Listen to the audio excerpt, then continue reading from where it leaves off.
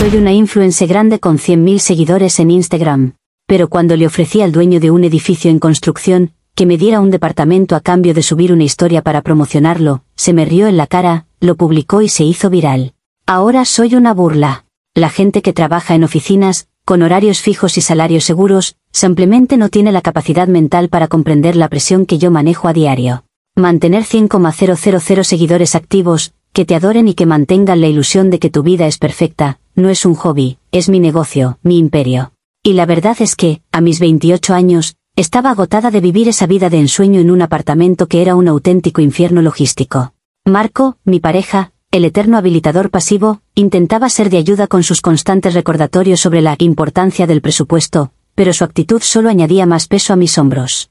Yo necesitaba un salto, algo que justificara todo mi esfuerzo y que realmente reflejara el nivel de influencia que había construido con mi sangre, sudor y lágrimas, literales, por cierto, después de las noches sin dormir editando. Era mi derecho, era mi recompensa. Vi el anuncio del nuevo desarrollo, Torres Altura, y supe que era la señal que estaba esperando. No eran simples departamentos, eran piezas de arte, diseñadas para gente que realmente valora la estética y el lujo minimalista. Estaban en la zona que yo necesitaba, cerca de los estudios de pilates y de los mejores cafés para mis fotos de brunch. El precio era obsceno, $500,000 por una unidad de 2 habitaciones, pero, ¿qué era eso comparado con el valor de mi plataforma? Yo no estaba pidiendo una limosna, estaba ofreciendo una asociación de marketing tan poderosa que ni el desarrollador, ese señor mayor llamado Enrique, podría soñar con comprarla. Si conseguía ese apartamento, podría finalmente enfocarme en crear contenido de calidad sin la ansiedad constante de la renta. Marco me dijo que debía ser sensata, pero yo sabía que sensatez era una palabra que inventaron los mediocres para evitar la grandeza. Mi propuesta fue enviada con la precisión de un contrato corporativo, aunque yo lo llamé colaboración estratégica inmobiliaria, Liana y Torres Altura. Le expliqué a Enrique, con claridad cristalina, que sus métodos de marketing tradicionales, vallas publicitarias, folletos aburridos, estaban obsoletos. Yo podía proporcionarle lo que realmente necesita: credibilidad, aspiración y, lo más importante, exposición inmediata a un segmento demográfico que él jamás alcanzaría con sus tácticas de vieja escuela. Le prometí un mínimo de 3 historias diarias durante 6 meses, deals exclusivos y un tour que haría que la gente sintiera que ya vivían allí. ¿El pago? Una de las unidades de 2 habitaciones. Yo lo veía como un trade de 50/50, él me daba el escenario y yo le daba la audiencia. Era una genialidad, un trato de negocios totalmente justo. Mientras escribía el correo, tuve ese fugaz, minúsculo, ridículo momento de duda. Me pregunté si quizás debería haber ofrecido solo un mes de renta gratis, o quizás un 50% de descuento. Pero inmediatamente aplasté esa debilidad. No. Yo no soy una pordiosera. El valor de mi marca no se deprecia. Además, los influencers de mi nivel deben mostrar un cierto estándar de vida para mantener la aspiración. Si me mudaba a un apartamento a precio de oferta, mis seguidores lo percibirían y mi credibilidad se hundiría. Era una cuestión de marca personal, un sacrificio que hacía por mantener la ilusión. La culpa no era mía, sino del sistema capitalista que exige a los creadores de contenido mantener una fachada irreal para poder monetizar. Mi propuesta era un acto de supervivencia profesional, y por lo tanto, era totalmente justificable. Marco, que estaba leyendo en el sofá, levantó una ceja cuando le dije que acababa de enviar mi propuesta para conseguir un apartamento gratis. ¿Gratis, Liana? ¿500,000 a cambio de unas historias? ¿No es eso mucho pedir?, me dijo con su habitual tono de desinterés emocional. Yo exploté en frustración controlada, por supuesto. Le expliqué que su visión era tan limitada como la de un empleado de banco. Le recordé que él no entendía la economía de la atención. Marco, si la gente está pagando $1.000.000 por un NFT estúpido, ¿por qué mi auténtico alcance no vale un apartamento? Es un activo, no un gasto. Él simplemente se encogió de hombros y volvió a su libro, lo cual era un insulto silencioso. Si él me hubiera dado el apoyo y el respaldo financiero que yo merecía, no tendría que haber llegado a este punto de negociar con hombres de negocios arcaicos, como Enrique. Me sentí validada por mi propia audacia. Mi correo era una obra de arte de la persuasión digital. Cerré con una línea que decía que esperaba su pronta respuesta para dar inicio a la campaña más efectiva que sus torres hayan visto jamás. Estaba tan segura de mi éxito que ya empecé a planear la decoración del balcón. El problema de gente como Enrique es que viven en el pasado, aferrados al dinero contante y sonante, sin entender que la moneda actual es la visibilidad. Yo no pedí un favor, pedí una transacción justa. La arrogancia era la de él, al subestimar mi valor. Y por eso, cuando su respuesta llegó, pensé que sería una formalidad de aceptación.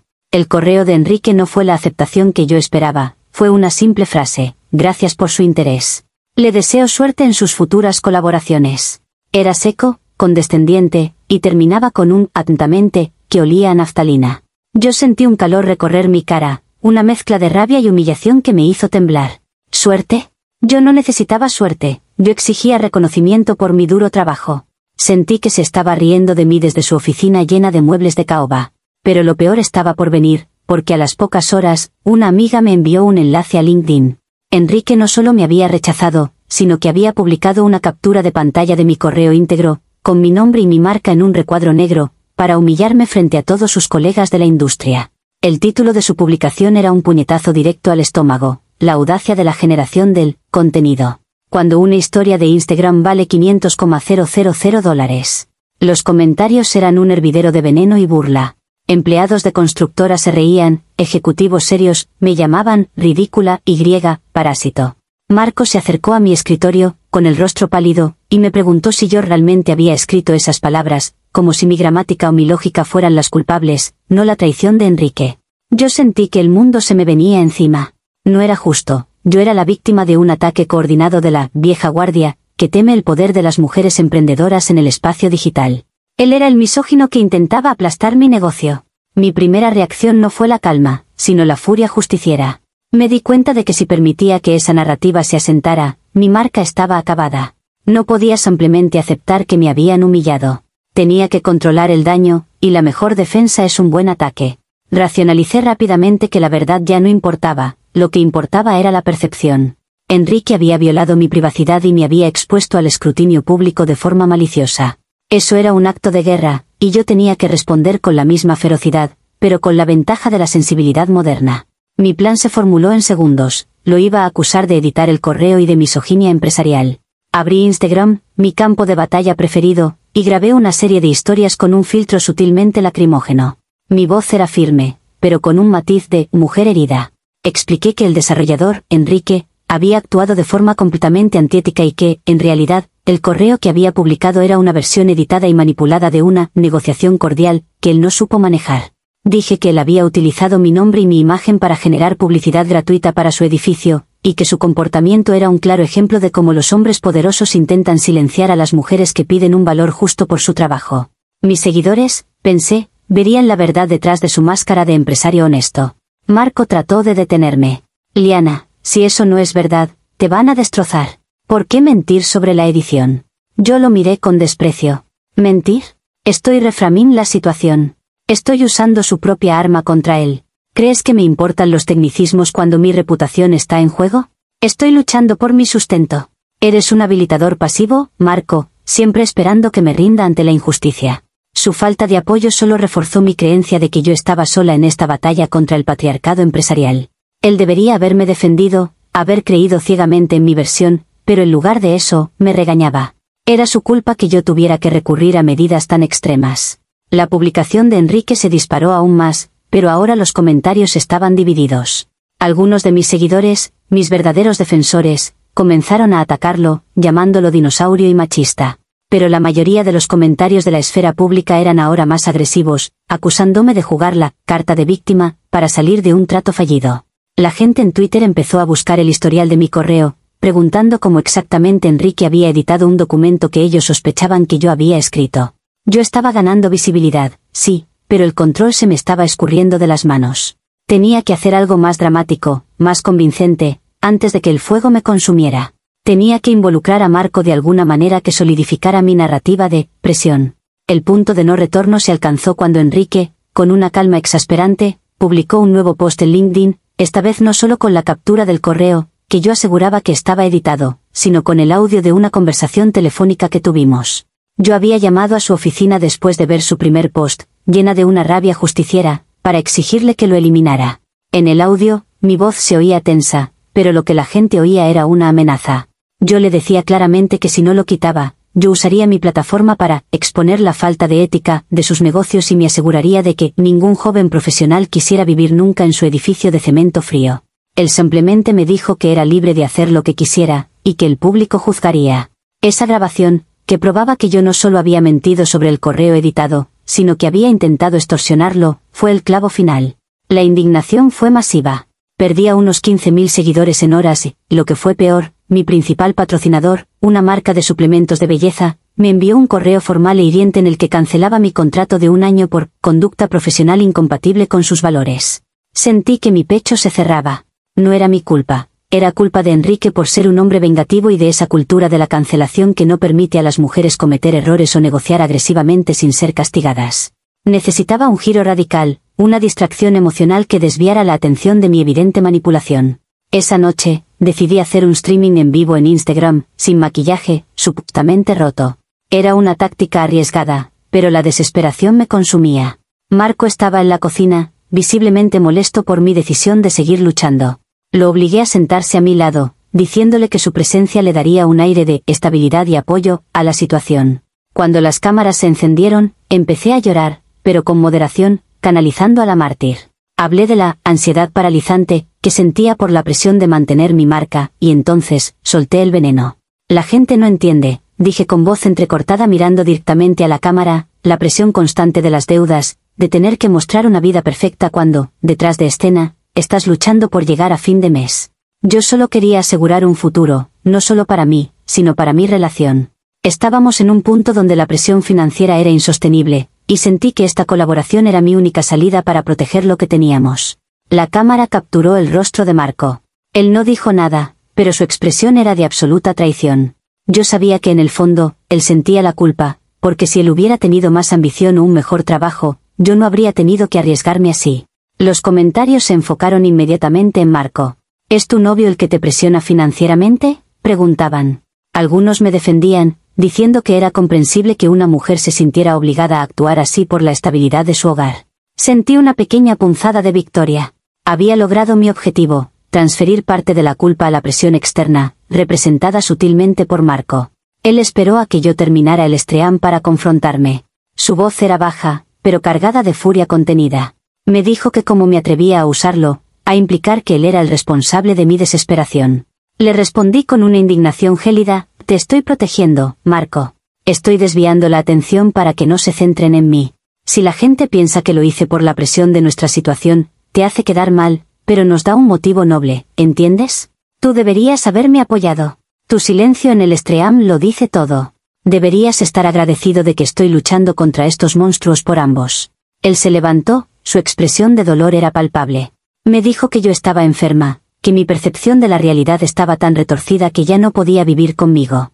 En ese momento, solo vi una cosa: un hombre débil que me abandonaba en el momento más crucial de mi carrera. El derrumbe no fue instantáneo, sino un lento, miserable desmoronamiento que yo observaba con una rabia impotente. Marco empacó sus cosas esa misma noche. No hubo gritos dramáticos, lo cual fue profundamente frustrante. Solo silencio y movimientos metódicos. Me dijo que mi ego y mi necesidad de justificar cualquier atrocidad que cometiera eran una barrera infranqueable, y que él no podía ser mi accesorio de apoyo emocional mientras yo incendiaba el mundo. Se llevó su maleta, sus libros y su dignidad intacta. Yo no lloré por él, lloré por la humillación de ser abandonada cuando la sociedad ya me estaba atacando. Era una traición cobarde, y por supuesto, Marco era el culpable. La pérdida de mi patrocinador principal era solo el principio. Un par de marcas de nicho que se habían mantenido neutrales me enviaron correos educados, diciendo que necesitaban evaluar el impacto de la reciente controversia. Yo sabía lo que eso significaba. Estaban esperando a ver si me hundía.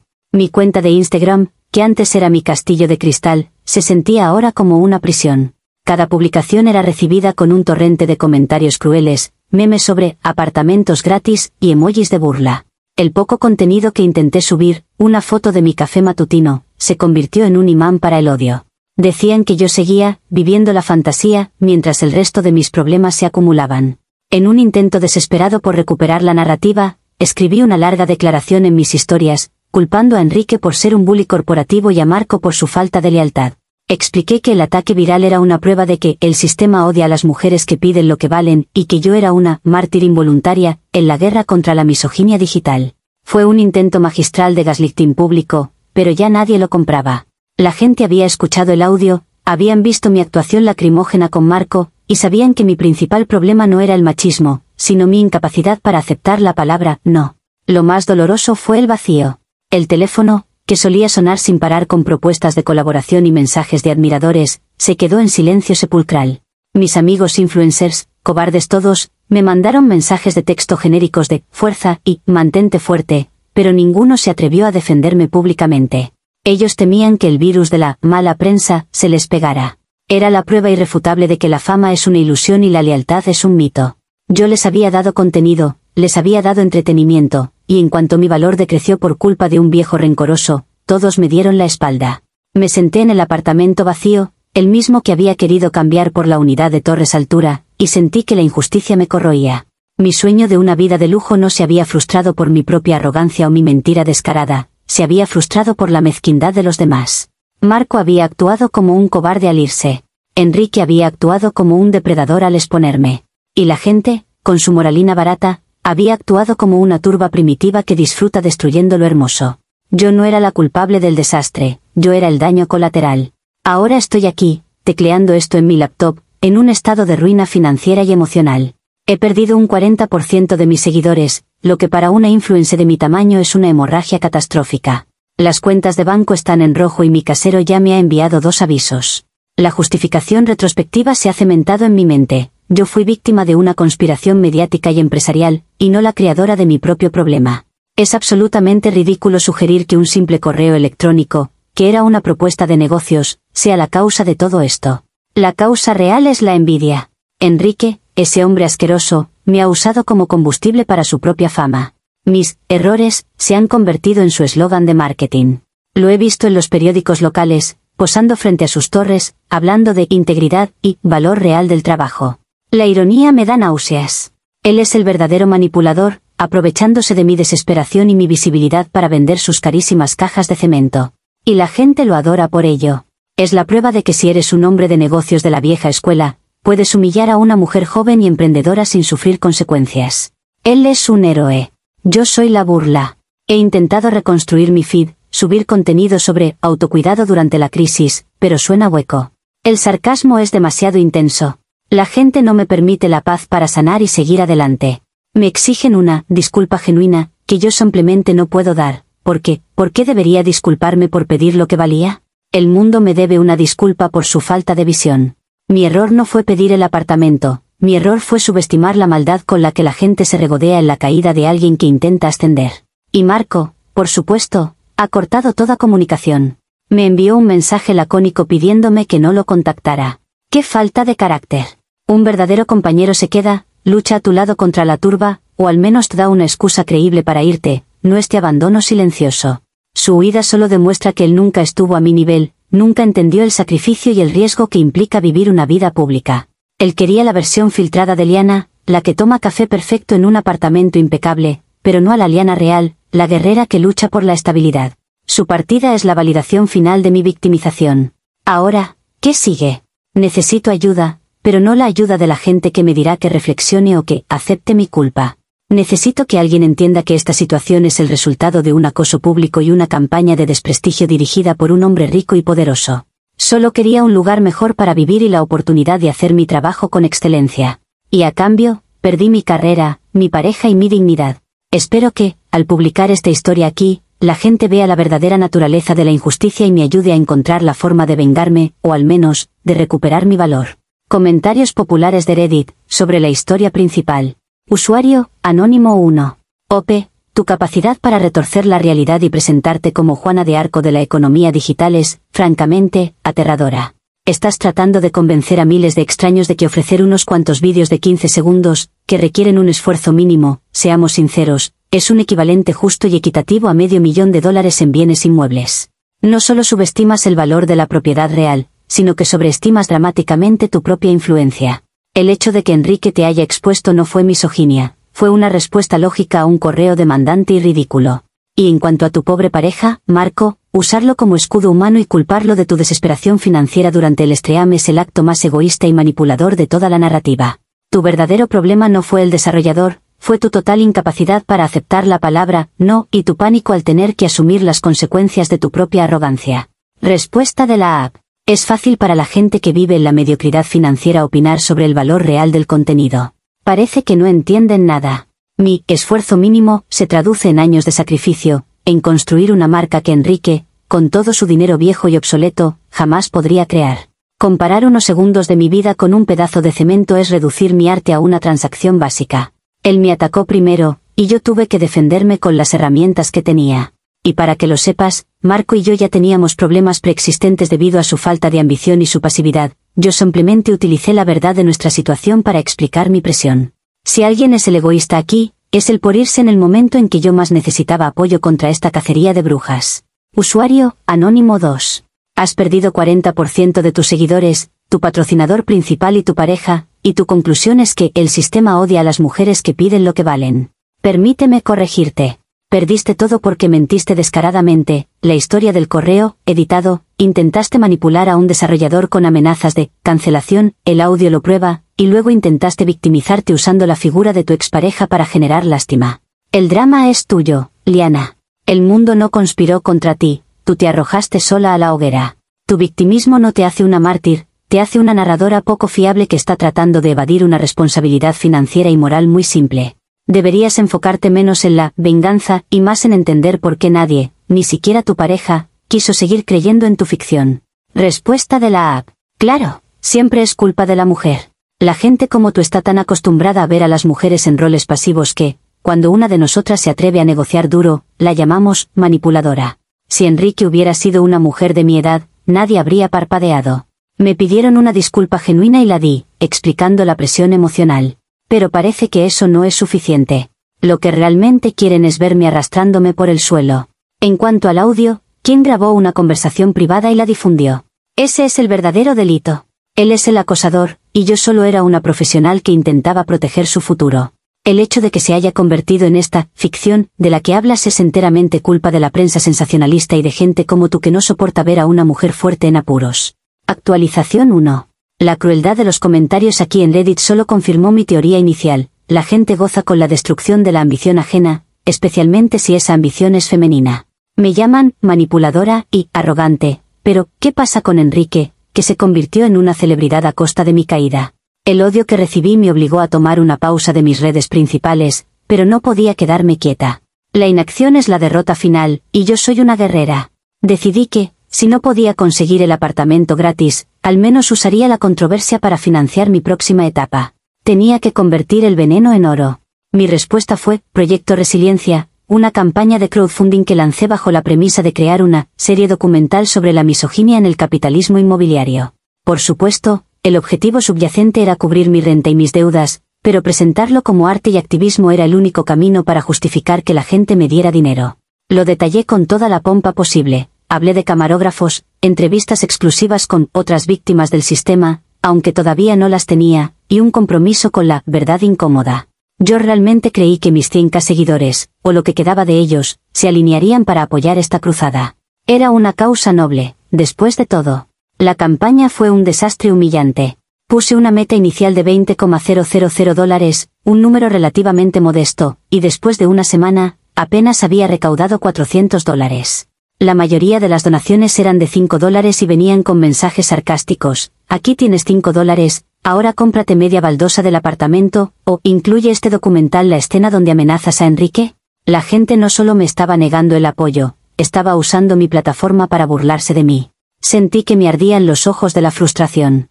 El problema no era mi plan, que era brillante, el problema era la toxicidad del ambiente digital que se niega a apoyar el arte que expone verdades incómodas. Intenté culpar de la falta de éxito a la logística y, por supuesto, pensé en Marco. Si él todavía estuviera aquí, podría haber gestionado la campaña, movilizado a sus amigos, hecho algo útil con su vida en lugar de leer libros. Le envié un mensaje de texto largo, justificando por qué mi campaña estaba fallando y cómo su partida había desestabilizado mi infraestructura de apoyo, haciéndole ver que el fracaso de Proyecto Resiliencia era, en parte, su responsabilidad. Su respuesta fue un simple: Liana, por favor, detente. Busca ayuda profesional. La frialdad de su réplica solo me enfureció más. Era un cobarde, el típico hombre que te usa para proyectar estabilidad y te abandona cuando la vida se pone difícil. Mi rabia se concentró entonces en Enrique. Decidí que no iba a permitir que se saliera con la suya, regodeándose en mi miseria. Lo llamé a su oficina, exigiendo que quitara su post viral de LinkedIn. Mi voz era controlada, con un tono que buscaba la superioridad moral. Le dije que si tenía alguna decencia, Consideraría el daño que le había hecho a una mujer joven y retiraría el material difamatorio. Su voz, tranquila y aceitosa, respondió: señorita Liana, no hay nada difamatorio. Todo lo que publiqué es contenido directo de usted o grabaciones de nuestra interacción. La conversación es pública porque usted la hizo así. Le deseo suerte, de nuevo, y que aprenda de esta situación. La desfachatez de esa última frase, la paternalista sugerencia de que yo debía aprender, me hizo colgar de golpe. No era su lugar sermonearme, él era el villano. Me senté en el suelo de mi apartamento, rodeada de cajas de productos sin usar de mi antiguo patrocinador. La serie documental no se iba a realizar. Mis finanzas seguían en picada. Pero mi convicción era más fuerte que nunca. Yo no había fallado. El mundo me había fallado. Marco me había fallado. Enrique me había fallado. Estaba luchando contra gigantes invisibles y hombres vengativos. Si el crowdfunding no funcionaba, tendría que buscar la única vía que le queda a una víctima real cuando la sociedad la ignora, la justicia legal. Sentí un pequeño destello de esperanza, la idea de demandar a Enrique por difamación y uso indebido de mi imagen era tentadora y noble, era el golpe de gracia que la justiciera indignada necesitaba dar. Comentarios populares de Reddit, sobre la actualización 1. Usuario, Anónimo 4. La lógica detrás del proyecto Resiliencia es fascinante en su descaro. OP, nos estás pidiendo $20,000 para financiar una serie documental sobre la misoginia, pero sabemos que la verdad es que quieres pagar la renta del apartamento que intentaste conseguir con una mentira descarada. Llamar a esto activismo es un insulto a la gente que realmente lucha contra la desigualdad. Lo peor es que, cuando la campaña fracasa estrepitosamente, en lugar de ver la señal de que nadie compra tu narrativa, inmediatamente culpas a Marco por no haberte dado logística. Eres una sanguijuela emocional que no puede asumir que la gente tiene derecho a gastar su dinero en algo que no sea financiar tu estilo de vida inflado. Respuesta de la app. No es mi culpa que la gente no entienda el concepto de inversión en periodismo valiente. La crítica que recibí en esa campaña es la prueba literal de lo que estoy diciendo. La gente odia cuando las mujeres exponen a los hombres de poder. Es una respuesta condicionada. La crítica sobre mi estilo de vida inflado es pura envidia. Yo estaba ofreciendo una inversión intelectual y una voz para otras mujeres. Y sí, Marco es culpable. Su ausencia logística y emocional me obligó a manejar la crisis sola, y eso tiene un costo. Si el proyecto hubiera sido exitoso, él habría regresado arrastrándose, pero como fracasó, la culpa de la inestabilidad recae en quienes me abandonaron. Usuario, Anónimo 5. Tu llamada a Enrique para exigirle que elimine su post es la cúspide de la audacia. Primero lo amenazas con cancelarlo, luego te victimizas, mientes sobre la edición del correo, y cuando todo se viene abajo, esperas que él, por decencia, borre la evidencia que prueba que estabas mintiendo. Su respuesta fue profesional y justa. Lo que tú interpretas como paternalismo es simplemente la realidad dándote una bofetada.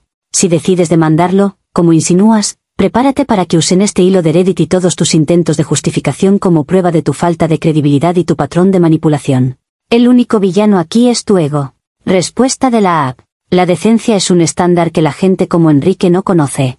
Él se benefició enormemente de mi dolor. Él me expuso al principio. Yo estaba exigiendo justicia, no un favor. Y sí, estoy evaluando seriamente las opciones legales. La gente de Reddit se regodea en mi caída, pero los tribunales se basan en la ley, no en los sentimientos de la turba.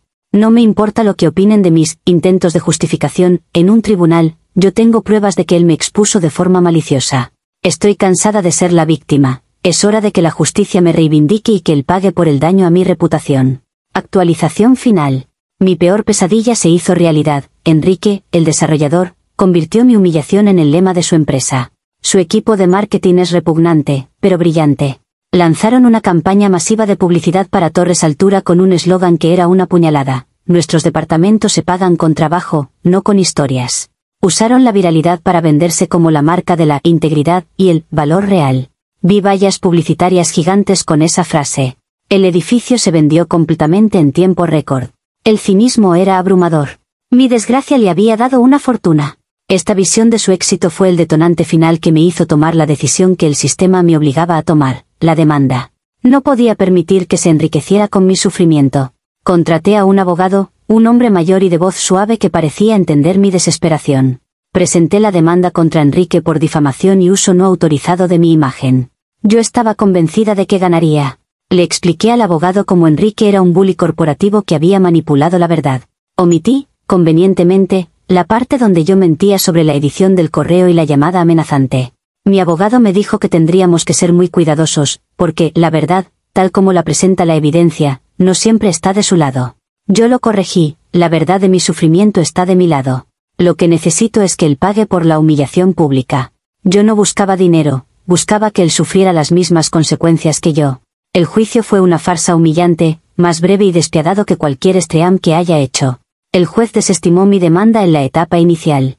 La defensa de Enrique simplemente presentó mi correo original, el audio de mi amenaza, y luego, para mi horror, mi propio abogado tuvo que presentar capturas de mis stories en Instagram y mis publicaciones aquí en Reddit, donde yo insistía en la falsedad del correo.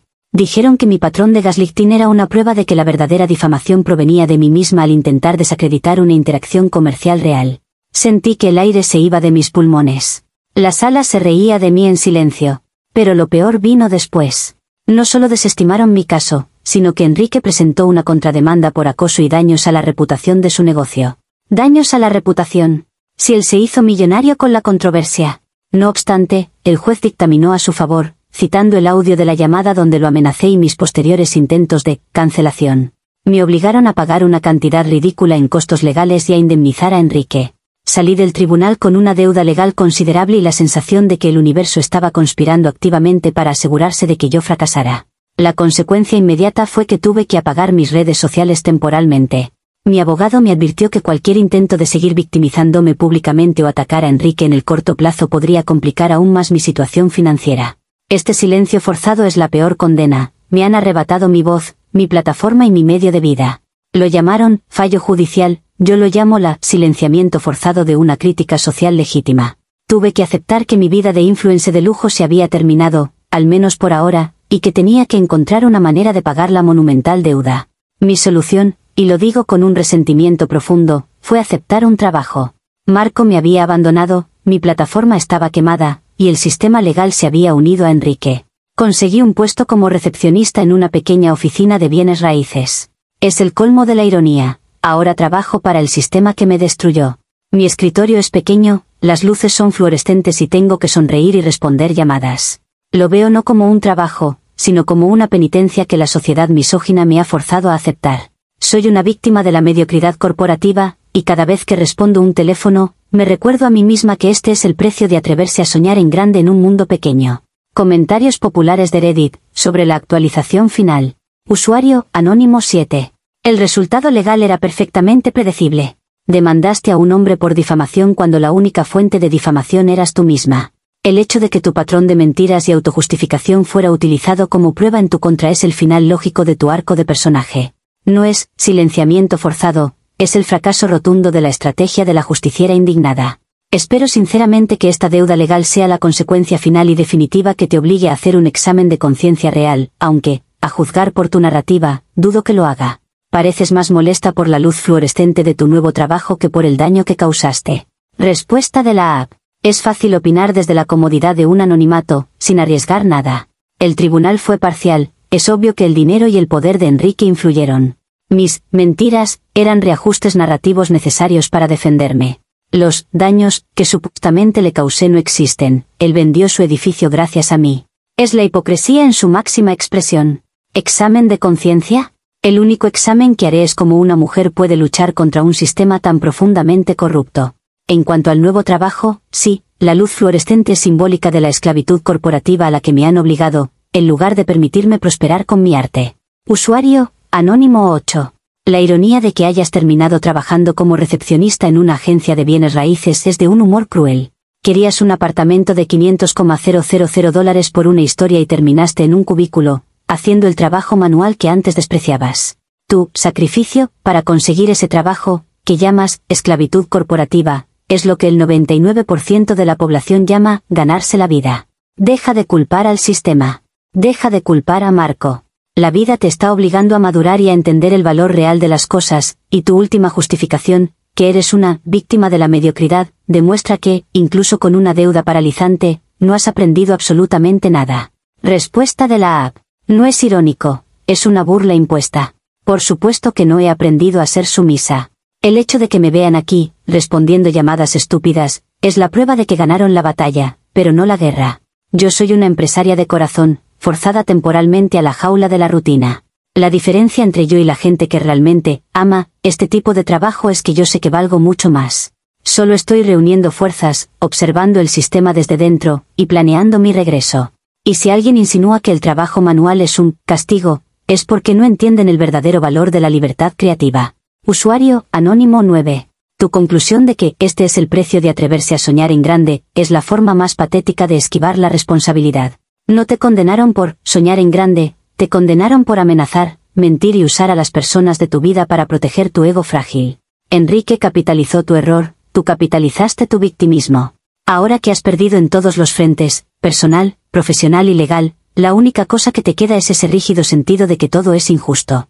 Quizás, si dedicaras la mitad de la energía que usas en justificar tus acciones a ser honesta, no estarías en la recepción de una oficina con una deuda colosal.